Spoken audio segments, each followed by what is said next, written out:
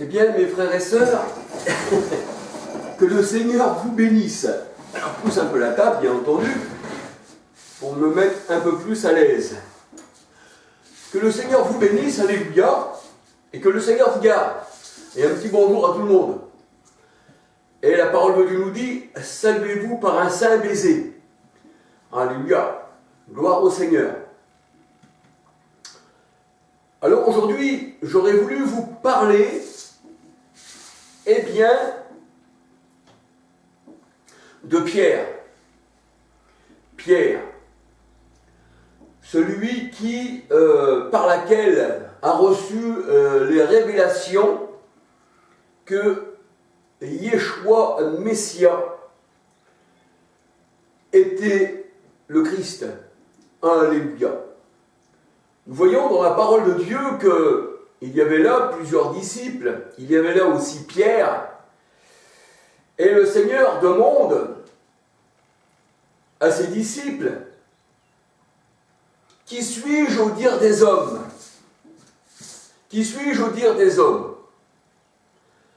Alors, les uns répondent, tu es Élie, les autres, Jean-Baptiste, les autres, l'un des prophètes.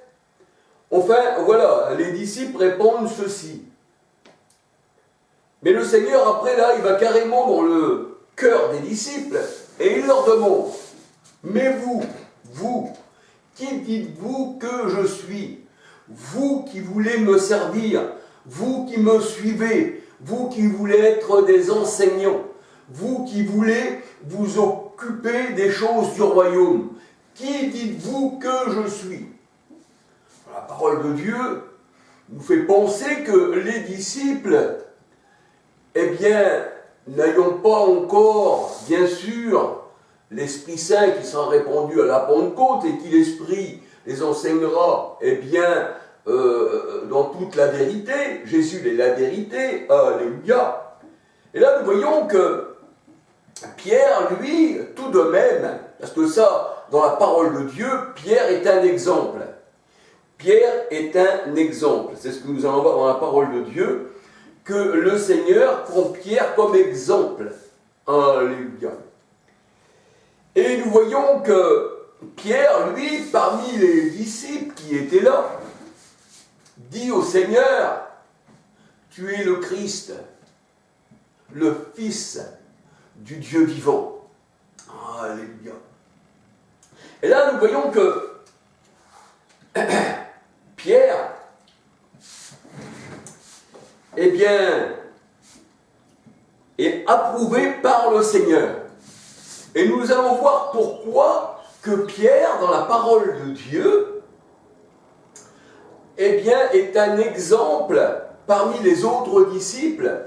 C'est-à-dire que le Seigneur veut nous faire voir, par cet exemple, par Pierre, qu'il faut être comme Pierre. Pour servir le Seigneur, il faut avoir les révélations, il faut avoir la connaissance. Parce que faute de connaissance, mon peuple se meurt. Faute de connaissance, mon peuple se meurt. Osée 4, verset 6, 14. Alléluia. Donc, la connaissance ne vient pas de l'homme, parce que si le Seigneur ne nous donne pas la connaissance, si le Seigneur ne nous révèle pas par l'Esprit, parce que le Seigneur disait à Pierre, ce n'est pas la chair et le sang qui t'ont révélé cela. Un homme charnel ne peut pas révéler les choses de Dieu. Mais c'est mon Père qui est dans les cieux qui t'a révélé cela, Pierre. Alléluia. C'est ce que disait le Seigneur à Pierre. Dans Matthieu 16, versets 30 à 20. Et nous voyons que Pierre n'est pas au-dessus des autres apôtres. C'est plutôt un exemple. Parce que la parole de Dieu nous dit que nous sommes tous frères, que nous sommes tous égaux. Alléluia. Et on voit qu'il y a Apollos, eh bien, qui plante, il y a aussi un autre disciple qui arrose, mais c'est Dieu qui fait croître. Et la parole de Dieu nous dit que nous sommes tous égaux. Alléluia. 1 Corinthiens 3, versets 1 à 11. Alléluia. Alors, 1 Corinthiens 3, versets 1 à 11, 1 Corinthiens 3, verset 8. 1 Corinthiens 3, verset 8. On peut lire jusqu'à 13. Parce que, en fait, c'est Dieu lui-même qui bâtit son Église. Ce ne sont pas les apôtres. La parole de Dieu nous dit que Dieu travaillait avec ses disciples. Et il travaillait avec eux. Alléluia, je crois que c'est dans Marc 16, verset 20. Et le Seigneur travaillait avec les disciples. Mais la parole de Dieu, elle dit que quand Jésus était en chair avec les disciples, eh bien, ils l'ont touché, ils l'ont vu. Mais par la suite, quand ils ont reçu l'Esprit à la Pentecôte, Christ n'était plus à côté d'eux, mais il était en eux. 1 Jean 4, 13. Nous savons qu'il demeure en nous par l'Esprit. Romains 8, 9. Et là, nous voyons que la parole de Dieu nous dit que nous sommes tous égaux devant Dieu. Alléluia. Alors, 1 Pierre 5, versets 2, 3, 4. 1 Pierre 5, versets 2, 3, 4. 1 Pierre 5, versets 2, 3, 4. Voilà ce qu'il est dit dans la parole. 1 Pierre 5. 1 Pierre 5, 2, 3, 4. Voici les exhortations que j'adresse aux anciens qui sont parmi vous, moi ancien comme eux. Donc il fallait être ancien, il ne fallait pas être un jeune converti, parce que les jeunes convertis ne comprennent rien. C'est pour ça que la parole de Dieu, Dieu est représenté comme un vieillard dans la Bible. Il est celui qui enseigne. Et Paul disait, eh bien, je suis devenu un vieillard. Alléluia. Alors, moi ancien comme eux, témoin des souffrances du Christ et participants de la gloire qui doit être manifestée. Alors, 1 Pierre 5, 2, paissez le troupeau de Dieu qui est sous votre garde, non par contrainte, mais volontairement selon Dieu, et non selon un gain sordide et avec dénouement. Non comme dominant sur ceux qui vous sont échus en partage, mais comme étant le modèle du troupeau. Et lorsque le souverain berger paraîtra, vous obtiendrez la couronne incorruptible de gloire. Et vous, jeunes, soyez soumis aux anciens. C'est-à-dire, vous, jeunes enfants, qui êtes encore au lait, qui êtes venus pour écouter la parole, soyez soumis aux anciens. Mais là, on voit que il y a les modèles du troupeau. Et là, on peut dire que Pierre s'est trouvé pour le Seigneur, en reconnaissant Christ comme son sauveur, eh bien, être le modèle du troupeau par révélation. Parce que ce n'est pas la chair et le sang, ce n'est pas l'homme qui naît de la chair et du sang qui t'ont révélé cela, mais c'est l'Esprit. C'est l'Esprit, et l'Esprit, le Père, c'est mon Père qui vous a révélé cela. Matthieu 11, versets 25, 26, 27, qui connaît le Père si ce n'est le Fils, et qui le Fils veut le révéler. Donc on voit que Pierre a reçu la révélation par l'Esprit, mais pas par la chair. Alléluia. Alors on voit que celui qui dirige vraiment l'Église, ce n'est pas les hommes, c'est l'Esprit Saint. Alléluia. C'est l'Esprit Saint qui est dans l'homme aussi. Alléluia. Parce que les disciples ne pouvaient pas paître l'Église du Seigneur sans Christ en eux-mêmes. Alléluia. Alors, le divin berger, Acte 20, versets 28, 29, 30, qui fait paître son Église, eh bien, c'est l'Esprit. Alléluia. Pourquoi? Parce que l'Église, c'est un corps. 1 Corinthiens 12, versets 12 à 27, c'est le corps du Christ. Mais ce corps a une tête qui le dirige. Colossiens 1, 18, c'est le Christ. Alléluia.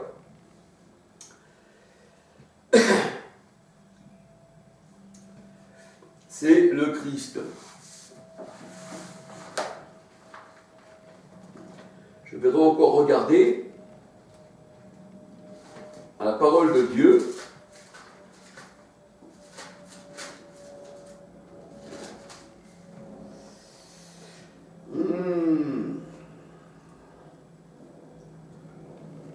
Corinthiens 12, 27, 28, vous êtes le corps de Christ, vous êtes ses membres, chacun pour sa part.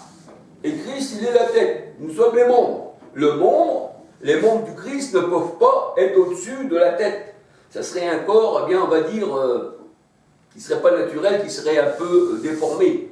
Moi, je ne sais pas si mes membres, mes pieds, tout ça, sont au-dessus de ma tête, ou alors que ces membres ne sont pas mis au bon endroit de mon corps, et chaque membre, eh bien, le Seigneur, il dit qu'il a établi, on s'entend bien sûr, dans l'Église, premièrement des apôtres, deuxièmement des prophètes, troisièmement des docteurs, ensuite ceux qui ont le don des miracles, puis ceux qui ont le don de guérir, de secourir, de gouverner et de parler diverses langues. Alors tous sont-ils prophètes, tous sont-ils docteurs, tous sont-ils le don des miracles, tous sont-ils le don de guérison, tous parlent-ils en langue, mais je parle de tout ça dans mes vidéos, et je vous prouve que le don des langues et les miracles que les disciples faisaient, eh bien, c'était pour que les gens du monde puissent croire. Et la parole de Dieu nous dit, et voici, les miracles disparaîtront, les langues vont disparaître. Pourquoi? Les miracles, c'était la vue. Mais la Bible, elle dit qu'aujourd'hui, on n'est pas sous la vue des miracles, parce que la foi, c'est regarder aux choses invisibles, et la foi vient de ce qu'on entend, de la parole de Dieu, mais pas des choses invisibles, visibles. La foi ne vient pas des choses visibles que nous voyons, elle vient des choses invisibles. C'est pour ça que Corinthiens 4, 18 nous dit, eh bien, les choses visibles sont passées, les miracles, tout ça, c'est passé. On a les yeux sur l'invisible, sur le Dieu vivant. Alléluia. Et j'explique tout ça dans mes vidéos. Alléluia. Mais là, je suis en train de vous expliquer pour Pierre, et que c'est Christ qui est la tête. Alléluia. Alors, on voit que dans la parole du Seigneur, le Seigneur dit à Pierre, m'aimes-tu? M'aimes-tu? Et on va voir pourquoi il demande à Pierre, m'aimes-tu, Pierre? Plus que ceci, c'est-à-dire de ceux qui disent, eh bien, qui ne peuvent pas répondre, et puis qui disent pour les uns, tu es Jean-Baptiste, pour les autres, tu es prophète, pour les autres, tu es Jérémie. Et le Seigneur a dit, m'aimes-tu plus que ceci? M'aimes-tu, Pierre, m'aimes-tu? Matthieu 16, versets 13 à 20. Et là, le Seigneur Jésus étant arrivé dans le territoire de Philippe, de Césarée de Philippe, c'est là qu'il demande à ses disciples, qui suis-je au dire des hommes, moi le Fils de l'homme? Alléluia. Au verset 16, verset 15 de Matthieu, il dit aux autres disciples, et vous, leur dit-il, qui dites-vous que je suis? Matthieu 16, verset 16, Simon-Pierre répondit, tu es le Christ, c'est-à-dire, tu es l'Esprit, tu es Dieu qui est Esprit, 1 Timothée 3, 16, tu es la parole, Jean 14, la parole s'est faite chair, Jean 1, 14, bien, Pierre reconnaît dans la personne de cet homme qui est le Fils de l'homme, il reconnaît Dieu manifesté en chair. 1 Timothée 3, 16, 2 Corinthiens 5, 19. Tu es le Christ. Et le Christ, c'est, eh bien, le Saint-Esprit, c'est l'onction. 1 Corinthiens 2, 10 à 16. Le Christ, c'est l'onction, c'est l'Esprit Saint. Alléluia. Jean 1, verset 41. Christ, Messie, veut dire onction, veut dire l'Esprit. 1 Jean 2, 20, 27. Et c'est l'onction qui nous enseigne. C'est le maître, c'est le rabbi qui nous enseigne, qui est en nous. 1 Jean 4, 13. Jean 14, verset 26. L'Esprit nous enseigne. Jean 14, 26.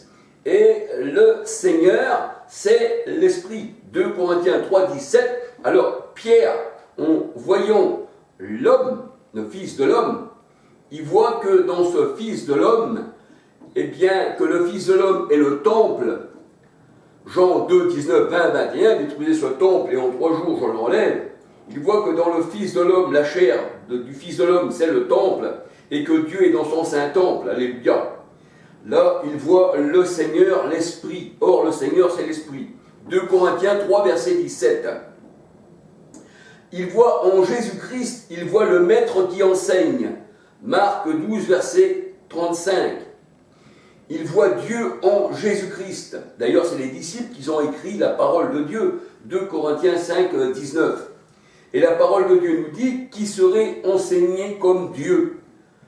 Job 36, 22. Et quand Jésus dit le Père, celui qui m'a vu a vu le Père, Jean 12, 45, et moi et le Père on est un, ça veut dire que Jésus, homme, est le temple, et Dieu est dans son saint temple. Alléluia, Jean 10, 30. Matthieu 23, versets 7 à 12, 26. Un seul maître, le Christ, l'enseignant, l'Esprit Saint, c'est parce que ce n'est pas la chair de Christ, de Jésus qui nous a enseigné. C'est celui qui était en Christ, qui était en Jésus, pardon, qui était dans le corps. Alléluia. C'est pour ça que le Seigneur dit, celui qui m'écoute, ne m'écoute pas moi-même, c'est-à-dire ma chair, mais il écoute celui qui est en moi. Et Jésus est né du Saint-Esprit, Matthieu 1, 18, 20. Et il vivait par le Père, Jean 6, 57. Alors c'est lui l'enseignant, le Père. Alléluia. Matthieu 7, verset 28, 29. Il est le rabbi. C'est l'Esprit Saint qui est le rabbi. Luc 10, 39. Acte 22, verset 3. Pierre donc reconnaît en Yeshua Messia, le Christ, il reconnaît l'onction, il reconnaît l'Esprit, il reconnaît le Maître. Alléluia. Matthieu 16, verset 16. Et le Seigneur lui dit, tu es heureux, Simon, fils de Jonas, tu es heureux, toi qui reconnais en Christ, eh bien, l'enseignant, le Père, l'Esprit qui nous donne la vie, tu es heureux parce que tu as la révélation du Seigneur. Le Seigneur ne peut pas confier son Église, son épouse, à des gens qui n'auraient pas de révélation.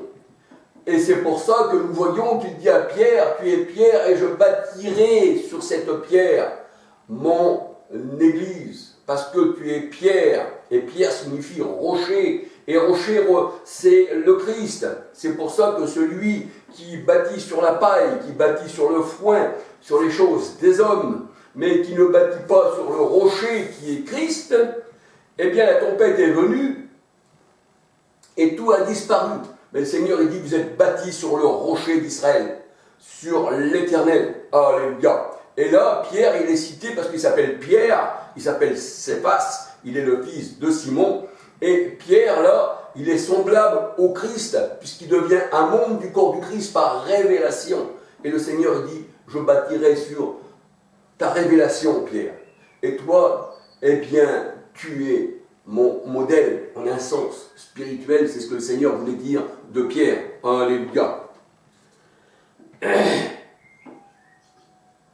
Heureux tu es, fils de Jonas. Simon, fils de Jonas, ce n'est pas la chair et le sang. 1 Corinthiens 15, verset 50. 1 Jean 1, verset 12-13. C'est-à-dire, ce ne sont pas les hommes qui t'ont révélé cela, ce n'est pas la chair, mais c'est mon Père qui est dans les cieux. Alléluia. Et c'est pour ça que Christ est né, son corps est né du Saint-Esprit, Matthieu 1, 18, 20, Hébreux 10, 4, il forma un corps, et ce corps est ce temple, Jean 2, 19, 20, 21, et on voit que le Seigneur était rempli d'un seul esprit, Luc 4, 1, 18, et qu'il chassait les mauvais esprits par l'esprit du Seigneur, c'est-à-dire du Père. Matthieu 12, versets 28 à 32. Alors le Seigneur a décidé, par les révélations de Pierre, qu'il bâtirait son église sur pierre. sur cette pierre, je bâtirai mon église, c'est-à-dire sur cette révélation. Et nous savons que quand on appartient au Seigneur, nous sommes des pierres aussi vivantes. Le Seigneur nous reconnaît comme lui-même. Alléluia, parce que la maison de Dieu est faite avec des pierres. Éphésiens 2, versets 11 à 23. Le fondement des apôtres, la maison de Dieu, des pierres précieuses. 1 Pierre 5, versets 4, 5, 6. Vous êtes des pierres précieuses. Et nous voyons aussi que Aaron, le grand souverain sacrificateur, il avait le pectoral du jugement et il y avait 12 pierres qui représentaient les 12 tribus d'Israël. C'était des pierres précieuses. Et quand on voit que le Seigneur, il prend sa brebis, qu'il la ramène, qu'il la met sur son épaule, nous voyons aussi qu'Aaron, eh bien, il avait des pierres sur les épaules. Et ça représente aussi le Christ qui nous porte. Alléluia. Il va chercher sa brebis perdue, il la met sur ses épaules. Et nous sommes des pierres. Alléluia. Nous sommes de la même nature que lui. Alléluia. Il y a aussi des pierres, comment on appelle dans la parole de Dieu, des pierres de four, des pierres de... Vous savez, vous avez des pierres réfractaires où il y a des fours, où là on fait cuire les briques.